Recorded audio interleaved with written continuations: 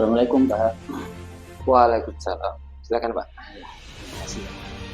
Mohon maaf ini minta waktunya sebentar. Oh iya. Bicara tentang ini tugas DGP saya untuk wawancara tentang pengambilan keputusan dan bertanggung jawab sebagai seorang pemimpin. Dan kebetulan Bapak sebagai kepala sekolah SD berapa ya Pak? 023 penanya Pak. Oh, no. Dan, di sini ada beberapa pertanyaan Pak yang perlu kami tanyakan tentang pengambilan keputusan ketika ada beberapa permasalahan yang di sekolah. Berkaitan dengan itu, Bapak insya Allah bersedia ya untuk menjawab? Insya Allah semampu saya. Baik, terima kasih. Untuk utama Pak ini bagaimana Bapak mengidentifikasi kasus-kasus yang merupakan dilema etika dan rujukan moral, yaitu selama di sini gitu ya. Selama di sini. Baik, untuk dilema etika maupun rujukan moral ini ada dua hal yang berbeda. Intinya yang pertama kita menganalisa dulu ini kasusnya dilema etika atau rujukan moral. Karena kalau dilema etika berarti kasusnya benar melawan benar, sama-sama benar. Sedangkan untuk rujukan moral mungkin relatif mudah karena dia ketahuan antara benar dan salah. Jadi antara dilema etika dan moral insya Allah bisa membedakan Pak ya. Insya Allah. Baik, selama ini bagaimana Bapak menjalankan pengambilan keputusan terutama untuk kasus-kasus di mana ada dua kepentingan yang sama-sama benar atau sama-sama mengandung nilai kebajikan? Iya, jadi dilema etika ya, sama-sama mengandung kebenaran. Betul. Mungkin agak repot ya, tapi untuk hal dilema etika yang mengandung nilai sama-sama kebenaran, tentunya kita melihat apa ya, yang mana dampak yang ditimbulkan itu yang seminimal mungkin. Ya tentunya juga dengan konsultasi dengan guru-guru senior yang punya pengalaman lebih. Tentunya kita mengacu dengan peraturan, jangan sampai kita melanggar peraturan yang jadi jangan sampai salah langkah. Harus dilanggar. Memang agak ada sih. Baik, mungkin juga langkah-langkah atau prosedur seperti apa Pak yang biasa Bapak lakukan selama mengambil keputusan yang benar? Mungkin ada langkah-langkah yang sistematis juga. Intinya kita tentunya konsultasi dengan rekan sejawat ya. Jangan sampai itu tadi kita mencari resiko minimal, walaupun ini sama-sama bagus, tapi tetap harus kita dikasih pilihan, harus memilih. Ya harus memilih, dan itu ya tadi kita pertimbangkan mulai dari dampaknya yang sekecil mungkin.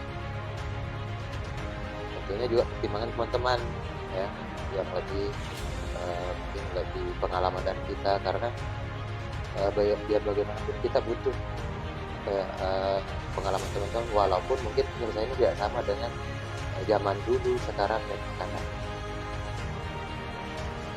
Zaman ya. Iya, belum tentu cocok untuk dengan sekarang.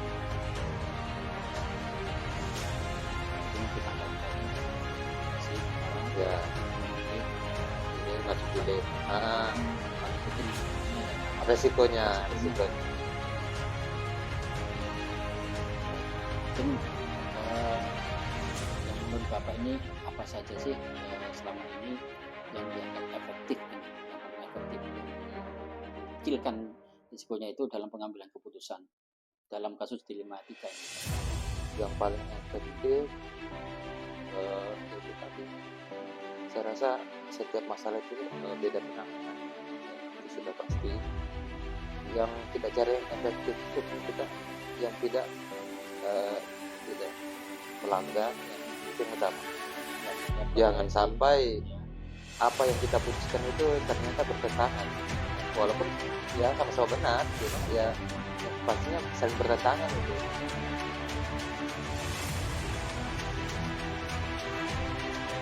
Eh, Apakah Bapak memiliki suatu catatan atau tertentu dalam sebuah penyelesaian kasus?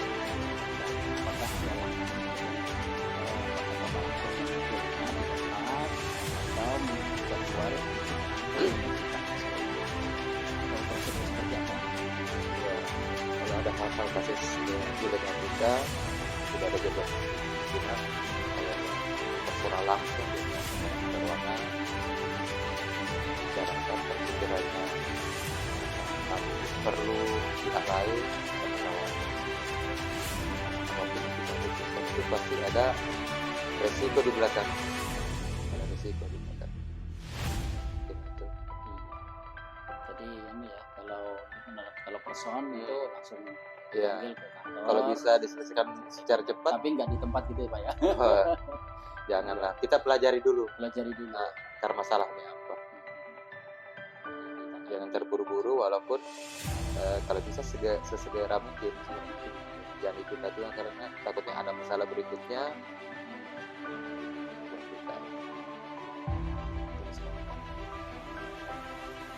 Adakah seorang atau faktor-faktor lain Pak yang selama ini mempermudah atau membantu Bapak dalam mengambil keputusan?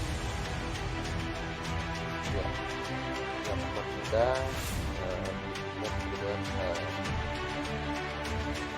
di sekolahan bagi guru-guru senior, ya guru-guru senior dari orang tua bahkan dari guru saya juga. Jadi untuk komunikasi itu kalau perlu pendapat atau saran itu sangat-sangat cepat direspon ya. Jadi pendapat itu juga lebih harus juga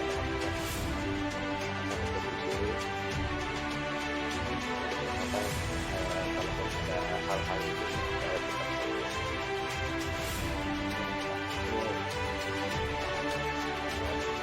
ya itu kan banyak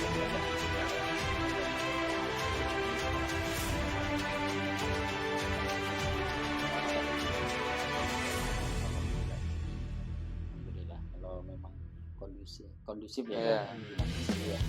Bukan berarti tidak ada itu, ada kita salah cepat selesaikan.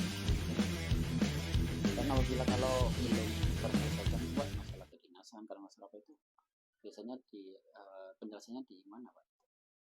Kalau masalah kedinasan tentunya kita minta arahan ke atasan, Saya bisa ke kabin ya, kalau ada hal-hal yang sekiranya tidak bisa, atau paling tidak ke pengawas dulu ya Pak. Pengawas nanti sekiranya mau dibawa ke ini untuk konsultasi, kita ke atas. Karena kadang-kadang juga ya, kayak penerimaan murid baru kan, nggak biasanya ada aja sesuatu yang harus diputuskan kadang-kadang itu tadi. Iya, betul. Iya, jadi setiap masalah itu sesuai dengan orang yang dituju Iya, betul Pak ya. Kalau memang dan insya Allah masalah itu pasti ada jalan keluarnya, nggak ada jalan keluar pasti ada. Betul. Jadi setiap masalah itu pasti ada jalan keluar. Pasti insya Allah ada. Kita berupaya untuk mencari Iya. gitu ya Pak ya. Baik itu secara personal maupun secara kedinasan, iya benar. Jadi pasti ada masalah dan pasti ada solusinya gitu. Iya ada. Baik, dari hal-hal ini Pak, tadi semua kita sudah bicara tentang dilema etika dan juga rujukan moral. Nah, dari semua ini yang telah disampaikan Bapak, pembelajaran apa Pak yang dapat diambil pengalaman dalam mengambil keputusan dilema etika khususnya ini Pak? Pelajaran bisa diambil itu adalah pengalaman. Guru yang terbaik itu adalah belajar dari pengalaman. Terbaik adalah iya. Pengalaman gitu ya. Pengalaman yang lalu, sekarang dan yang akan datang tentunya berbeda. Mungkin berbeda penyelesaian, tapi itu akan menjadi referensi kita untuk memutuskan hal-hal yang tadi meminimalisir resiko negatif tentunya. Mungkin itu yang bisa. Iya. Baik, terima kasih Pak, semuanya sudah Bapak jawab dengan baik dan lugas dan pas untuk wawancara kali ini. Mudah-mudahan kita bisa bertemu lagi, dan Oke, juga siap. mohon bantuannya untuk saya yang masih belajar ini. Sama-sama belajar kita, Pak. Yang kami belajar. Sama-sama Jadi belajar. saya senang sekali bisa untuk wawancara dengan Bapak. Jadi Oke, bisa siap. menambah ilmu, menambah wawasan saya dalam tugas ini. Baik, terima kasih Pak semuanya. Sama-sama, Pak. Semoga sukses. Ya, amin. Assalamualaikum. Waalaikumsalam.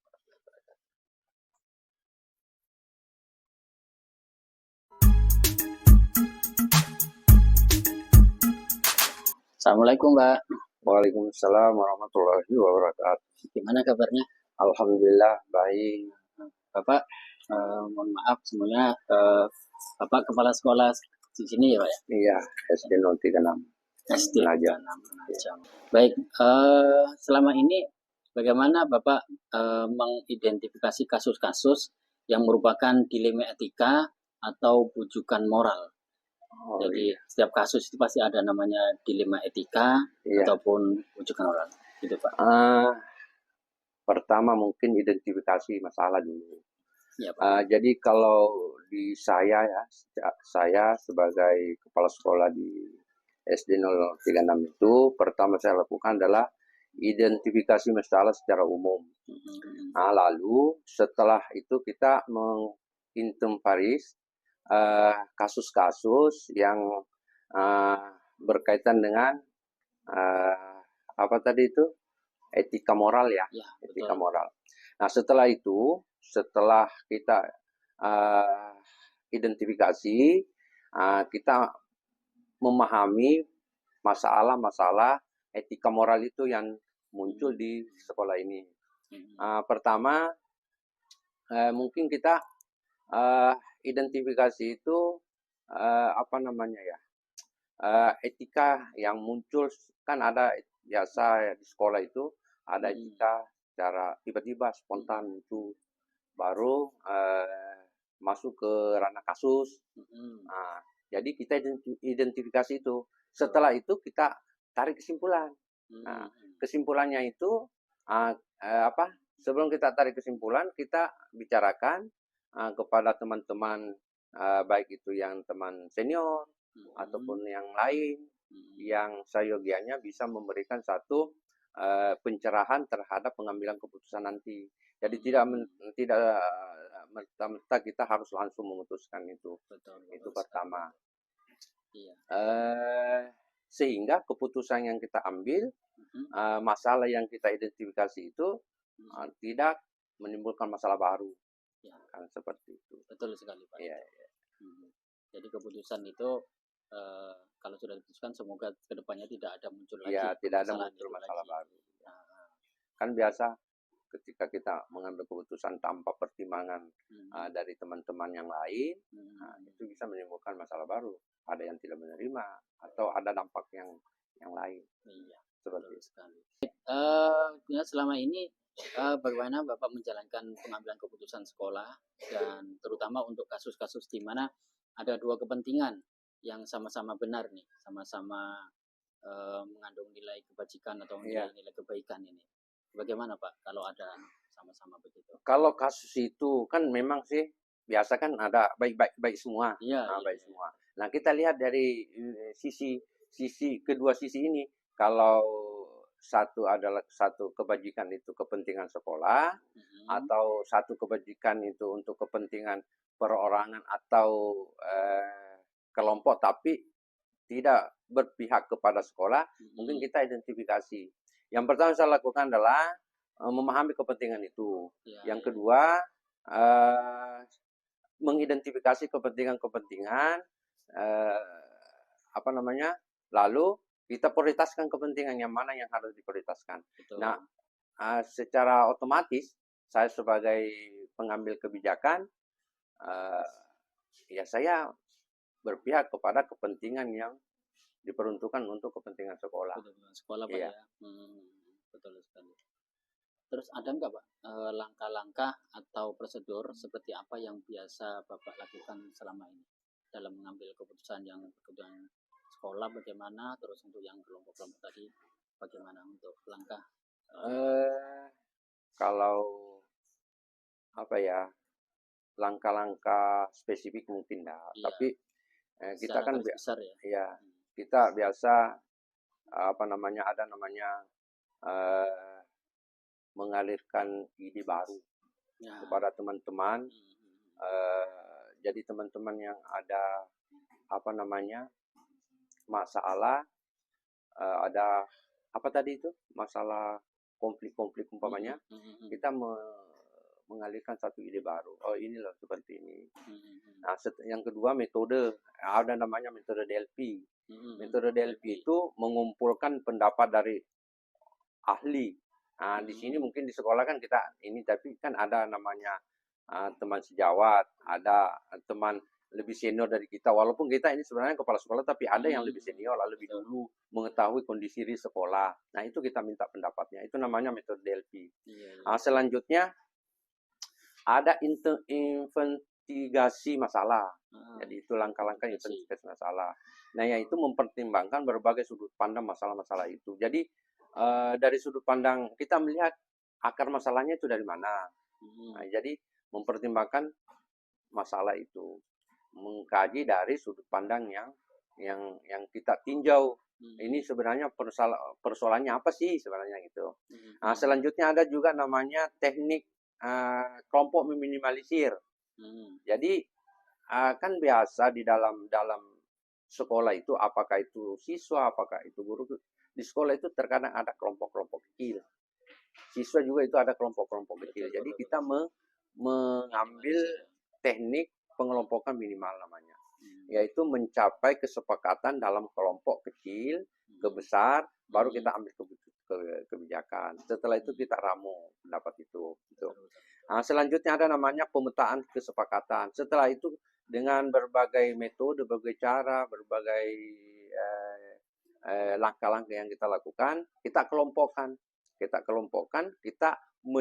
Kita kelompokkan kesepakatan itu, baru kita membuat satu kesepakatan mutlak. Nama kesepakatan mutlak itu adalah kesepakatan yang dibuat bersama, baik itu secara tadinya ada yang kelompok-kelompok kecil, baru kita satukan, baru kita musyawarahkan, baru kita ambil satu keputusan mutlak. Keputusan mutlak itulah yang disepakati bersama. Nah, setelah keluar kesepakatan mutlak itu, semua harus sepakat untuk melakukan langkah-langkah yang telah diputuskan oleh kepala sekolah atas dasar musyawarah tadi. Seperti itu. Ya. Bagus sekali. Baik, ini ada hal-hal apa saja Pak yang selama ini yang Bapak Anda anggap efektif untuk pengambilan keputusan pada kasus yang dilema etika? Jadi kasus dilema etika ya yang dianggap sangat penting ya. Mungkin yang poin pertama yaitu investigasi dialektis ya. Ya, jadi mempertimbangkan berbagai sudut pandang dialek. Jadi atau dialek itu bukan artikan bahwa caranya, tapi mempertimbangkan budaya-budaya yang ada. Itu pertama. Yang kedua, mungkin diberikan kesempatan seluruh kalau dalam organisasi seluruh peserta ya, seluruh seluruh warga sekolah ya, warga sekolah untuk menyampaikan pendapatnya. Lalu saya sebagai kepala sekolah mengambil satu keputusan secara minimal, yaitu kesepakatan bersama dengan kelompok. Lalu saya buat satu konsep kesepakatan yang tidak merugikan satu sama lain. Sehingga apa tadi itu yang kasusnya apa namanya? Dilema etika yang tadinya ada yang tidak, ada yang berbau negatif, akhirnya semuanya baik. Baik. Terus ada hal-hal lagi Pak yang selama ini merupakan tantangan dalam pengambilan keputusan kasus-kasus yang tadi dilema etika. Tantangannya apa?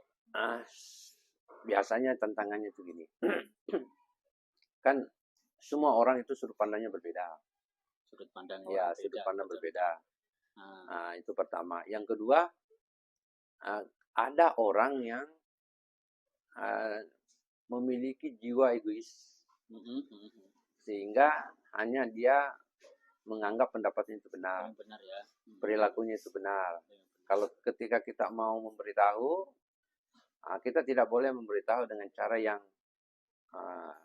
Langsung ke dia. langsung, atau mungkin teguran langsung tidak Teguran bisa, langsung tidak tapi bisa. kita dengan cara lemah lembut, atau pendekatan. Pendekatan Itu.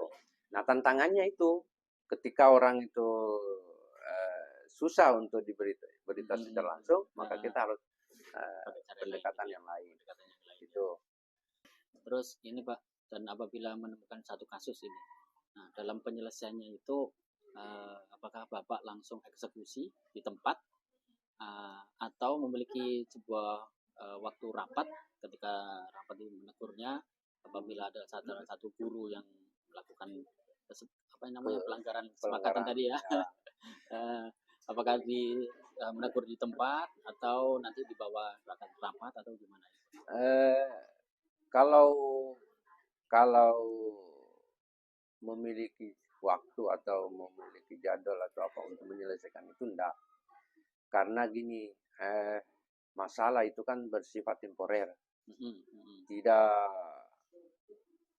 Tidak terjadwal itu masalah. Jadi masalah itu sifatnya temporer, kapan-kapan muncul masalah itu. Nah, saya sebagai kepala sekolah dalam pengambilan kebijakan itu, penyelesaian itu, ya saya harus menyelesaikan ketika masalah itu terjadi hari itu, ya hari itu juga harus diselesaikan.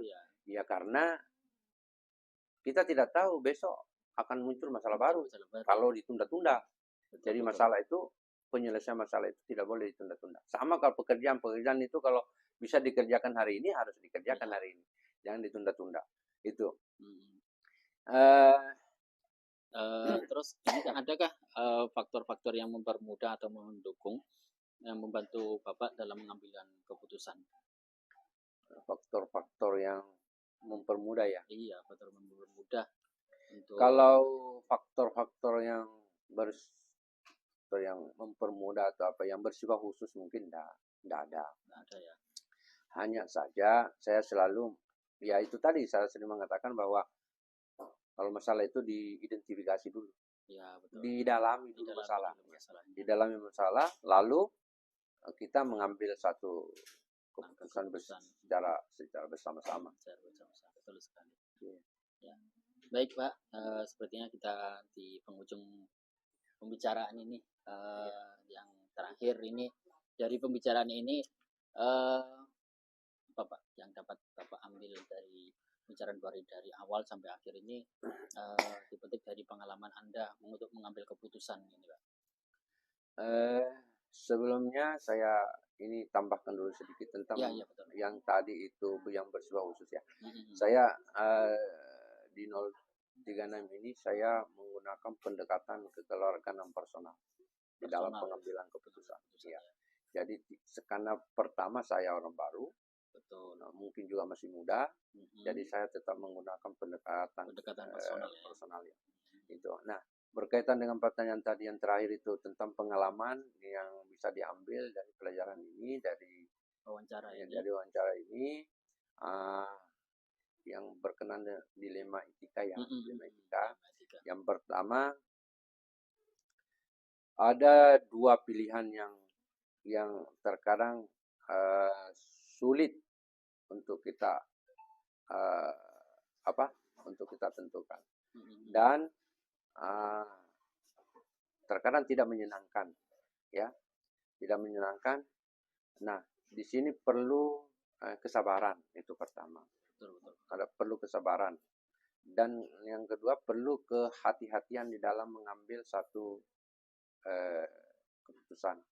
Jangan sampai enak di kita, tapi tidak enak di orang lain. Nah, maka oleh itu saya selalu mengatakan harus hati-hati dalam mengambil keputusan. Itu yang kedua, memahami dilema etika. Kita harus memahami dilema etika. Di pembelajaran itu adalah pembelajaran dilema etika. Iya, betul. Sehingga kita harus belajar harus berkembang menjadi pribadi yang lebih baik.